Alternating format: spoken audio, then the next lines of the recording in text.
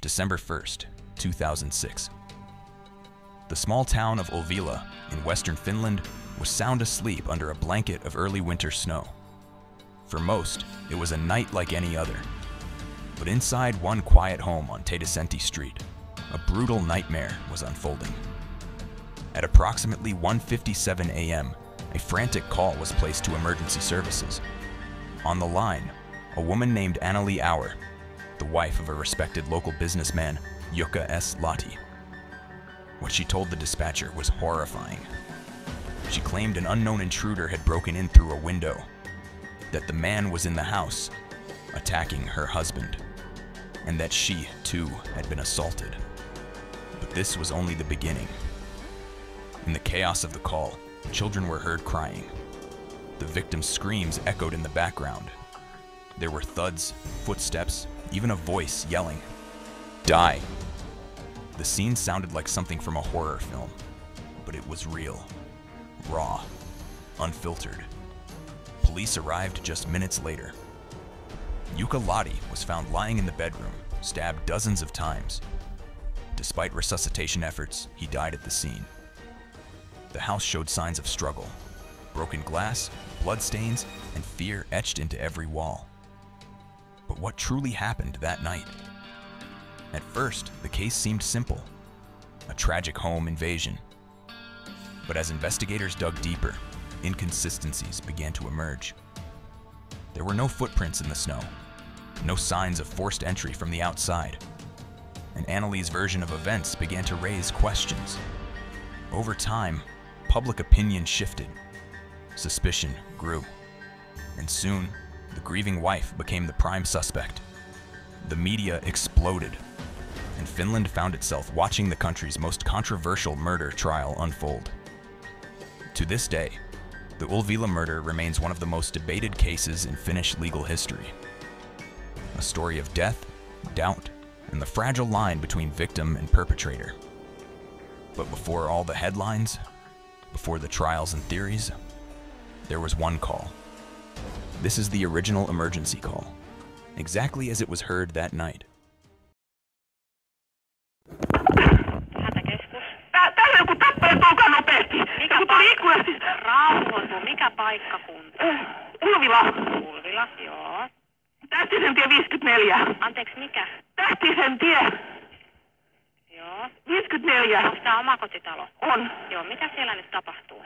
Joku tuli ikkunasta sisään ja hakkaa puukolla mun viestä, niin muakin on hakattu. Joku hakkaa puukolla. Kyllä. Kuka siellä hakkaa puukolla? Heti. Kuka siellä hakkaa puukolla? Tunneeko se sitä? Ei se on pimeätä. Mä juoksin puhelimeen, kun mullakin tulee näköjään verta. Joo. Ei nopeasti. Joo, laita nap. Onko teillä monta siellä? Meillä on myös 4 lasta täällä. 4 lasta? Kyllä. Jaha. Joo, ota hetki. Mä menen hetkeksi pois linjoilta. Älä sulje puhelinta. Älä mene pois. En. Nopeasti. Kuulessa kun mieheni huutaa. Lähtikö se mies jo?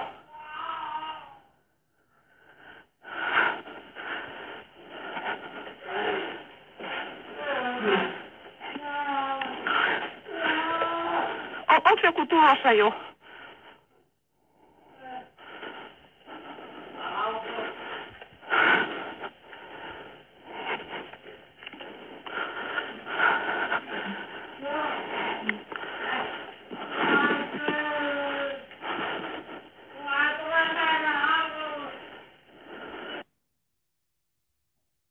Hei, mun täytyy... Amanda!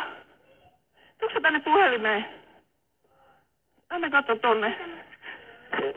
Mä soitan poliisiksi pyydettiin, että...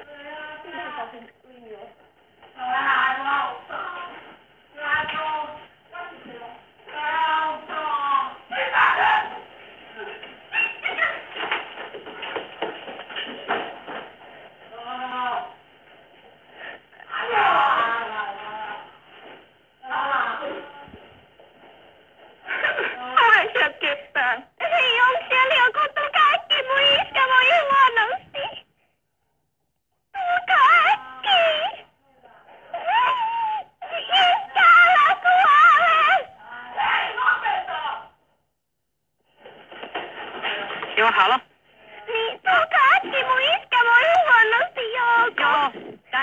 apu jo tulossa. Onko siellä joku aikuinen paikalla nyt? Äiti. Voisiko äiti puhua? Äiti, tuu. Nyt siellä puhutaan taas. On se tuossa joku? Joo, mä oon apua hälyttänyt. Mä vähän kyselen lisätietoa. Mikä on tilanne nyt? Apu on koko ajan tulossa. Mä en tiedä mikä tyyppi se on se. Hajotimien tuon. Se takaovi. Se on mustat vaatteet. Joo, onko hän siellä paikalla vielä?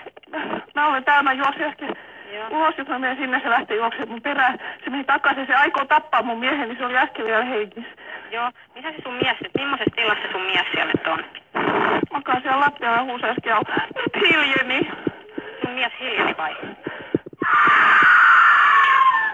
Halo? Älä itke, Amanda, hei sä... Joo, siinä on apu koko ajan nyt tulossa. Eli onko sun mies nyt ihan tiedottomana siellä makaa vai? Mä en tiedä, mä nyt keittiössä, meneekö mä katsomaan? Joo, mutta missä se tekijä nyt on? Missä se tekijä tällä hetkellä on? No todennäköisesti siellä ei lähtenyt ulos jo. Meidän makuuhuoneessa Lähti siis. ulos jo vai? En tiedä, siellä hiljeni. Jaha. Amanda, oliko se vielä siellä? Se lähti jo vai? Joo, sano vähän tuntomerkkejä, mä voin sanoa poliisille. Mustat vaatteet ja mitä muuta. Mustat vaatteet, siinä on joku...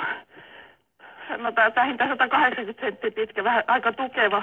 Joo. Se on semmoiset niin mustat vaatteet, semmoiset, ettei naamaa kokonaan näkynyt, ihan vieraan näköinen mulle. Ihan vieras. Joo. Joo. Tulkaa nopeasti. Poliisi soittaa, sulla me voidaan lopettaa sitten. Onko teillä joku ambulanssi tulossa? On, ambulanssi on kanssa tulossa ja poliisi, mutta me voidaan lopettaa, niin poliisi soittaa. Joo. Noniin, tästä tavoittaa tästä sun numerosta, mistä soitat nyt. Joo. Noniin, me voidaan lopettaa, poliisi Selvä. soittaa. Joo, hei. Hei hei. Since the night of the murder in 2006, the Olvila case has taken more twists than anyone could have imagined.